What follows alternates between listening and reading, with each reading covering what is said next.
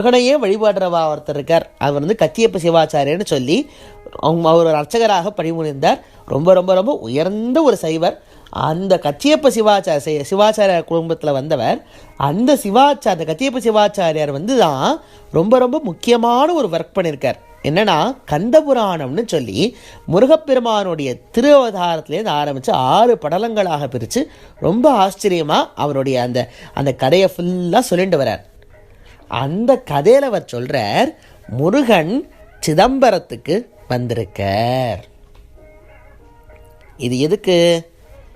நம்ம இப்போ எங்கே இருக்கோம்? சிதம்பரத்தில் பாண்டிநாயகம்னு ஒரு ஆச்சரியமான சன்னதியில் இருக்கோம். சிதம்பரத்தில் சிவகங்கை தீர்த்தக்கரையில் பார்த்தீங்கன்னா அந்த அம்பாள் சன்னதி இருக்குது, சிவகாம சுந்தரியோட சன்னதி. இந்த சிவகாம சுந்தரி சன்னதி ஒட்டினாப்பில் அடுத்து நம்ம அமைஞ்சிருக்கிறது வடக்கு பக்கத்தில் பாண்டிநாயகத்தினுடைய சன்னதி.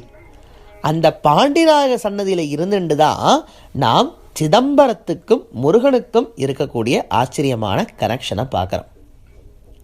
எதுக்கு சுவாமி முருகன் எதுக்கு சிதம்பரத்துக்கு வரணும் அப்படின்னு நீங்கள் கேட்டீங்கன்னா, இது முருகனுடைய அவதாரத்தோடு சம்மந்தப்பட்டிருக்கு. முருகன் எதுக்கு அவதாரம் பண்ணார்? இந்த பூலோகத்தில்